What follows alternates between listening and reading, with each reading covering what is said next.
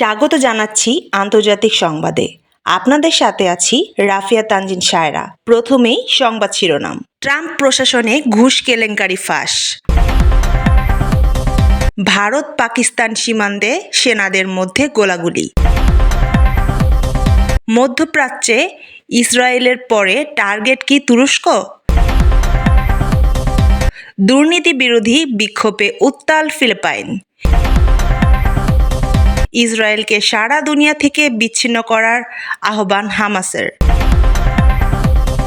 গাজায় ইসরায়েলি হামলায় একই পরিবারের 25 সদস্য নিহত। এবার বিস্তারিত। মার্কিন প্রেসিডেন্ট ডোনাল্ড ট্রাম্পের বর্ডার জার সীমান্ত ও অভিবাসন বিষয়ক উপদেষ্টা টম হোমেন সরকারি চুক্তি পাইয়ে দেওয়ার প্রতিশ্রুতির বিনিময়ে ঘুষ নিয়েছিলেন। গত বছর কেন্দ্রীয় তদন্ত ব্যুরো FBI এর এক গোপন অভিযানে এমন দৃশ্য ধরা পড়েছিল। এ ঘটনার বিষয়ে জানাশোনা থাকা দুটি সূত্রের কাছ থেকে এসব তথ্য জানা গেছে। FBI এর এক সদস্য একটি ব্যবসায়িক প্রতিষ্ঠানের প্রতিনিধি সেজে হোমেনের সঙ্গে যোগাযোগ করেছিলেন এবং তাকে $50,000 ভর্তি একটি ব্যাগ দিয়েছিলেন।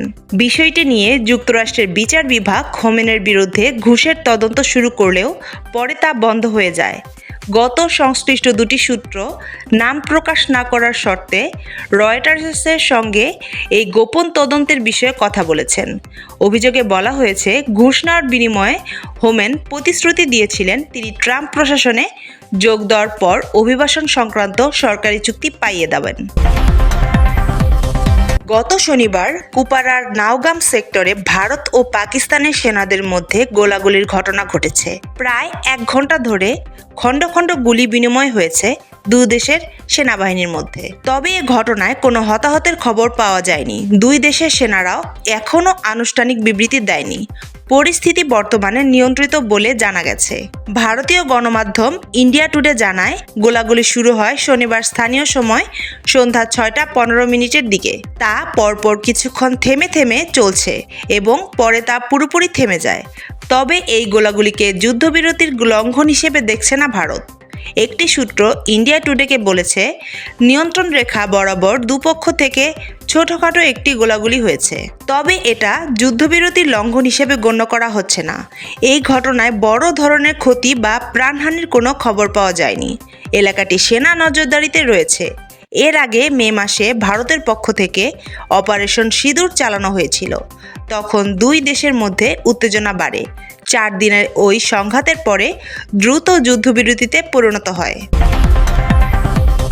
কাতারের দোহায় গত সপ্তাহে হামলার পর এবার তুরস্কের দিকে নজর দিচ্ছে ইসরায়েলের কট্টর ডানপন্থীরা। একাধিক ডানপন্থী বিশ্লেষক ও সংবাদ মাধ্যম ইসরায়েলের শত্রু ও পরবর্তী লক্ষ্য হিসেবে তুরস্কের নাম উল্লেখ করেছে। তাদেরই একজন যুক্তরাষ্ট্রের ওয়াশিংটনে অবস্থিত ডানপন্থী থিঙ্ক ট্যাঙ্ক আমেরিকান এন্টারপ্রাইজ ইনস্টিটিউটের জ্যেষ্ঠ ফেলো মাইকেল রুবিন। তিনি ইঙ্গিত দিয়েছেন, তুরস্ক হতে পারে ইসরায়েলের পরবর্তী লক্ষ্য। সুতরাং এই সম্ভাব্য হামলা থেকে সুরক্ষা পেতে ন্যাটোর সদস্যদের উপর ভরসা করা তুরস্কের জন্য উচিত কাজ হবে না। তুরস্ক ন্যাটোর সদস্য দেশ। আর্টিকেল 5 অনুযায়ী ন্যাটোর কোনো একটি দেশের উপর হামলা হলে বাকি সদস্যরাও সেটিকে নিজেদের উপর হামলা ধরে নিয়ে জবাব দিতে প্রতিশ্রুতিবদ্ধ।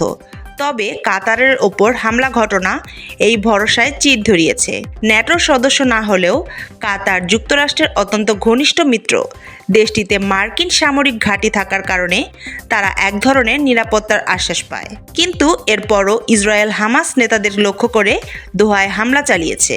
মাইকেল রুবিনের মতো আঙ্কারাকে তুরস্কের রাজধানী তেল আবিবের পরিবর্তে লক্ষ্য হিসাবে চিহ্নিত করেছেন ইসরায়েলি শিক্ষাবিদ ও রাজনৈতিক ব্যক্তিত্ব মেইর মাসরি। বন্যা নিয়ন্ত্রণ প্রকল্পে জালিয়াতির অভিযোগে এবার বিক্ষোভ উত্তাল ফিলিপাইনের রাজধানী ম্যানিলা। বন্যায় কোটি কোটি ডলারের ক্ষয়ক্ষতি ও সরকারের দুর্নীতির অভিযোগে ম্যানিলিয়ার রাস্তায় হাজার হাজার মানুষ বিক্ষোভ করেন। এ সময় বেশ কিছু স্থাপনা ভাঙচুরেরও ঘটনা ঘটে। AFP বলছে, রোববার ম্যানিলিয়ার লুনেটা পার্কে প্রায় 13,000 মানুষ জড়ো হয়ে বিক্ষোভ করেন। বিক্ষোভে যোগ দেওয়া লোকজনের হাতে জাতীয় পতাকার পাশাপাশি বিভিন্ন ধরনের ব্যানার ফেস্টুন দেখা যায়। এ সময় তারা আর নয়, অনেক হয়েছে, কারাগারে পাঠাও লেখা ব্যানার নিয়ে বিক্ষোভ করেন। দুর্নীতিতে জড়িতদের বিচারের দাবিতে বিভিন্ন ধরনের স্লোগান দেন। এদিকে বিক্ষোভে বিপুল সংখ্যক মানুষের অংশগ্রহণের সম্ভাবনা ঘিরে শনিবার রাত থেকেই ম্যানিলার রাস্তায় সতর্ক অবস্থানে ছিল পুলিশ ও সেনাবাহিনী। সহিংসতার আশঙ্কায় নিরাপত্তা বাহিনীর অন্য সদস্যদেরও মোতায়েন করা হয়। তারপরও বেশ কিছু জায়গায় বিচ্ছিন্ন সংঘর্ষের খবর পাওয়া গেছে। বিক্ষোভে অংশ নেওয়া শিক্ষার্থীদের আলথিয়া ট্রিনিদাদ বলেন, আমরা দারিদ্র্যের মধ্যে ডুবে আছি, আমাদের ঘর বাড়ি, জীবন ও ভবিষ্যৎ হারাচ্ছি। অথচ সরকারের লোকজন ও তাদের সন্তানরা আমাদের করের টাকা দিয়ে বিলাসবহুল গাড়ি কেনে, বিদেশে ভ্রমণ করে এবং বিশাল বিশাল ব্যবসা করে। যুক্তরাজ্য, অস্ট্রেলিয়া ও কানাডার স্বাধীন ফিলিস্তিনি রাষ্ট্রকে স্বীকৃতি দেওয়ার সিদ্ধান্তকে স্বাগত জানিয়েছে ফিলিস্তিনি প্রতিরোধ আন্দোলন হামাস। একই সঙ্গে ইসরায়েলকে সারা দুনিয়া থেকে বিচ্ছিন্ন করতে এবং দেশটির সঙ্গে সব ধরনের সহযোগিতা বন্ধের জন্য আন্তর্জাতিক সম্প্রদায় ও জাতিসংঘের প্রতি আহ্বান জানিয়েছে প্রতিরোধ গোষ্ঠীটি। খবর বার্তা সংস্থার মেহের নিউজের রোববার 21 সেপ্টেম্বর এক বিবৃতিতে হামাস পশ্চিমা বিশ্বের এই স্বীকৃতিকে ফিলিস্তিনি জনগণের ভূমি ও পবিত্র স্থানের প্রতি অধিকার এবং স্বাধীন রাষ্ট্র প্রতিষ্ঠার আকাঙ্ক্ষার পথে একটি বড় মাইলফলক বলে উল্লেখ করেছে, যার রাজধানী হবে আল কুদস। সংগঠনটি এই স্বীকৃতিকে জনগণের সংগ্রাম, অটলতা ও আত্মত্যাগের প্রাপ্য ফল হিসেবে আখ্যায়িত করেছে।